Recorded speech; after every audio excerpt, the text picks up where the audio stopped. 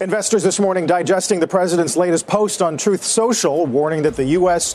will add an additional 25% tariff to 50% on steel and aluminum coming into the U.S. This is full-on police state tyranny from the gangster president Donald Trump. I think you're going to see shipments from Canada to the United States completely stop. They're bad for American workers, bad for American industry, and of course for Canadian industry as well. The company has notified 74 of our members. They're placed on indefinite layoff. Breaking developments from Washington this morning have sent shockwaves through the industrial heartland of America.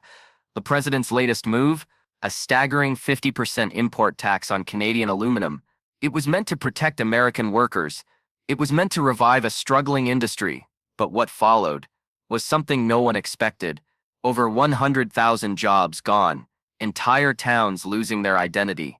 Lifelong factory workers handed cold, printed layoff notices. And the most chilling part, these job losses weren't caused by automation or foreign competition. They were triggered by a decision made right inside the White House. This policy, once praised as a shield for the American economy, has now become a sword cutting deep into the very communities it claimed to defend. And while Americans struggle, their northern neighbors, Canadians, are rising. Quietly, steadily, and with surgical precision. So how did a tariff, branded as America First, spiral into a nationwide jobs crisis? To understand this unfolding economic nightmare, we need to rewind. Back in 2018, during his first term, President Trump introduced a 10% import tax on aluminum. The justification was crystal clear: national security, reduce foreign dependency, and most importantly, bring back American manufacturing jobs. The move was bold. It earned applause from factory towns across the country. Fast forward to 2025, Trump is back in the Oval Office, and this time the aluminum tariff isn't 10% or 25%. It's now a full-blown 50%. The promise? To bring back aluminum jobs stronger than ever. The reality? Smelters shutting down, workers dismissed, entire supply chains collapsing under their own weight. Here's the problem no one at the top seemed to calculate. Aluminum production is one of the most energy-hungry processes in the world. And in America, electricity isn't cheap. Meanwhile, Canada runs its smelters on abundant, low-cost hydroelectric power, giving it a permanent advantage in aluminum production. So what happens when you raise taxes but do nothing to reduce your own production costs? You don't build a fortress, you build a trap, and into that trap walked tens of thousands of hard-working Americans, electricians, machine operators, truck drivers, line workers, all relying on an industry now in free fall. But here's where it gets even worse. Factories once filled with the buzz of machinery now sit in silence. The 50% tariff was supposed to be a wall of protection for American aluminum, but with no foundation beneath it, that wall has crumbled. Electricity remains one of the biggest hurdles. In Quebec, Canada, industrial electricity costs around 4.5 cents per kilowatt hour. In many U.S. industrial states, the cost is double, sometimes even higher. No matter how high you raise the tariff, if your domestic costs remain uncompetitive, you're simply driving businesses into a corner, and that's exactly what happened. Aluminum smelters in the U.S. began to close, not because they lacked potential, but because they couldn't afford to operate. And while Washington boasted about economic strength, Alcoa, one of America's largest aluminum producers, warned bluntly, "You can't restart a smelter just on promises. We need cheap, stable electricity." Their CEO didn't mince words. There was no plan to reduce production costs, no new energy investment, and no infrastructure to support the tax policy. Only higher prices and more pressure. The result? A chain reaction that spread like wildfire. American manufacturers that rely on aluminum, from car makers to appliance companies, were suddenly hit with inflated costs. Their options: raise prices, cut models, or lay off workers. Most did all three. The ripple was massive. 20,000 jobs lost directly in smelting and refining, but that was just the beginning. An estimated 80,000 additional jobs vanished across transportation, maintenance, logistics, packaging, and construction. What began as a tariff on raw material turned into a bloodbath for the broader supply chain. A worker in Kentucky, 23 years at the same smelter, received his layoff slip last month. He wasn't fired for poor performance. He was let go because the plant couldn't compete. "I never thought a policy called Protecting America would leave me unemployed," he said. His town, once built around that factory, is now fading fast. The local diner closes early. The school can't afford new supplies. The nursing home, short-staffed and struggling. These aren't isolated stories. They're multiplying across America. And while American families are cutting spending and delaying retirement, what's happening just across the border? A very different story. In Quebec, aluminum plants are running 24 hours a day. Their workers still have jobs. Their electricity is stable. Their government didn't respond with loud threats or angry speeches. Canada chose quiet preparation, and it's paying off. Aluminum production in Canada rose 12% in the first quarter of 2025. That's not a fluke. That's a country capitalizing on another's chaos. Before the tariff, nearly 60% of U.S. aluminum imports came from Canada, but with prices skyrocketing and tariffs choking the market, manufacturers in Europe and Asia began turning to Canadian suppliers instead. In Ontario, cars built with untaxed Canadian aluminum are now undercutting U.S.-made models in price. In Toronto, an aircraft parts distributor put it bluntly, "We can't keep importing from the U.S. when tariffs make it unaffordable." So what did America gain? The aluminum industry didn't bounce back. The smelters didn't reopen.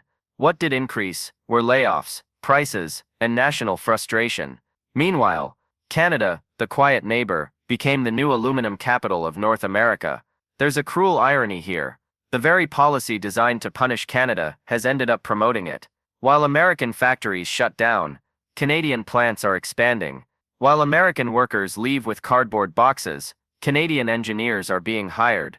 Even multinational companies are shifting their orders to Canada, not out of loyalty, but because of logic. The economics no longer work in America's favor. The lesson isn't just about aluminum, it's about reality. A 50% tax without domestic support is like locking your door and leaving your windows wide open. No one can win in a system where policy is louder than planning, and slogans speak louder than strategy. But still, the worst part isn't just the numbers or the factory closures. The worst part is the loss of trust. Across America, the effects of this tariff aren't just being felt in factories, they're now creeping into homes, wallets, grocery aisles, and even the dreams of middle-class families. When aluminum prices jumped by 40 to 60% due to the 50% import tax, the impact wasn't confined to smelters or heavy industry. It exploded across nearly every corner of the consumer economy. Aluminum isn't some obscure commodity. It's in your car doors, refrigerator casing, laptop frame, soda can, and food packaging. It's in air conditioners, airplane wings, and even toothpaste tubes. The backbone of modern manufacturing, quietly essential, yet now brutally expensive. As raw material costs soared, manufacturers were left with impossible choices. Many responded by slashing product lines.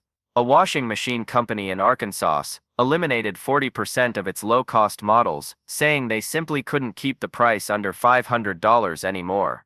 The result: fewer choices for consumers, less affordability, and rising frustration. Ford reported that aluminum-related material costs alone added over $200 to the price of a mid-size sedan. 1 year ago, the 2024 Ford F-150 cost $38,000. The 2025 version, virtually identical, is priced over $41,000. Not because it's better, but because the aluminum in its frame now costs far more. In contrast, Canadian manufacturers using domestic tariff-free aluminum have kept their car prices steady. Buyers are noticing, and many are choosing imports over American-made vehicles, not out of disloyalty, but out of necessity. And it doesn't stop at cars. According to a Nielsen survey, 58% of Americans over age 50 have delayed or canceled plans to purchase large appliances due to price hikes and fewer model options. That may seem small at first, but multiply it across millions of households, and you begin to see the cracks forming. When people stop buying, factories stop producing. When factories slow down, jobs vanish. And when jobs vanish, entire towns collapse into economic paralysis. Small businesses, the backbone of the American economy, are suffering most. Large corporations can absorb higher costs, negotiate bulk deals, or relocate production abroad. But mom-and-pop manufacturing firms in places like Michigan, Ohio, and Indiana, they have no such lifeline. A cabinet maker in Detroit explained it plainly. "We can't import cheap aluminum, we can't raise prices. And we can't survive like this. They're trapped, squeezed by policy from the top and inflation from the bottom. And since early 2025, nearly 5,700 small manufacturing businesses tied to light metal production have shut down or suspended operations. Behind every one of those closures are families, workers who depended on steady hours, healthcare benefits, and enough income to plan a future. Now they're cutting groceries, skipping doctor visits, pulling kids from college plans, or coming out of retirement just to get by. This isn't just an economic issue, it's a human one. And yet, while America bleeds quietly, Canada is doing none of the bragging. Instead, it's offering steady jobs, building trust with manufacturers, and increasing its aluminum output to meet demand from Europe and Asia. Canadian plants are hiring engineers, logistics workers, machine operators, the very roles now disappearing across American towns. And while Washington trades soundbites on cable news, Ottawa focuses on clean energy subsidies, WTO appeals, and expanded trade negotiations with the EU and Asia. The contrast is startling. In Saguenay, Quebec, one of North America's aluminum capitals, the factories are running 24/7 with preferential electricity pricing. In Ohio, the smelter is shuttered, and the only thing running 24/7 is local unemployment processing. The deeper irony is that many Americans genuinely believed this policy would work, that it would bring jobs home, that it would punish unfair trade partners. But instead, the very workers who cheered its announcement are now the ones packing up their lockers, turning off factory lights, and walking into uncertain futures. The impact is no longer abstract, it's real, tangible, and it's spreading. As this crisis deepens, one question echoes louder than the rest. Was this really about protecting American industry, or was it about protecting a political slogan? For more than a century, the United States stood as a symbol of innovation, strength, and economic leadership. But today, as aluminum smelters shut down and entire towns grow quiet, the world is watching something very different, a nation struggling to keep its own promises. The 50% tariff wasn't just an economic gamble, it became a test of credibility. And now, with tens of thousands of jobs lost, rising consumer prices, and global suppliers shifting away from the US, many are wondering, who really won? Even inside the country, the mood has shifted. Working-class Americans, who once stood behind Trump's trade crusade, are beginning to question the cost. And it's not just the lost jobs, or the closed factories, it's the broken belief that Washington is listening. When fathers can no longer afford to send their daughters to college, when retirees go back to work just to keep the lights on, when small businesses fold without a chance to fight back, that's not strength. That's economic abandonment. Meanwhile, just across the border, Canada hasn't celebrated. It hasn't mocked or retaliated. It's simply outpaced. While Washington scrambled to defend its policy with press conferences, Canada focused on energy, technology, and quiet resilience. And in doing so, it turned into an unexpected symbol of modern industrial strength. Aluminum plants there are expanding, not contracting. Employment is growing, not collapsing. And international confidence in their market is rising, not falling. In Washington, the options now are clear, but none of them come without a cost. Reducing the tariff could save $3.2 billion in raw material costs for U.S. businesses every year. But will the administration admit that the policy failed? Will pride be put aside for the sake of practicality? Or will America wait, hoping that domestic factories magically rebound, while families continue to pay the price? There's a bigger risk ahead. If this path continues, aluminum won't be the last victim. Economists are already warning, the next sectors could be cars, aviation, even agriculture. Because when policies are written in isolation, without listening to industry, workers, or economic history, the fallout is never contained. It's a domino chain, and it's already in motion. But maybe the most painful question of all isn't about economics or trade, it's about identity. What does America first mean when American workers come last? What does protectionism mean if it protects nothing but political ego?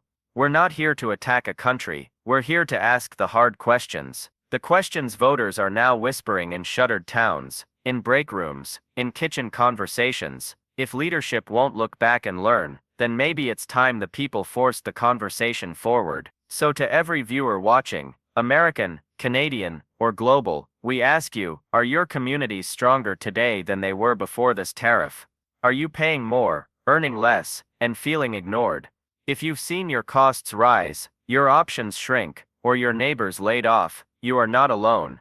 And your voice matters. Let us know in the comments, should the US rethink this policy before more damage is done, or is it already too late?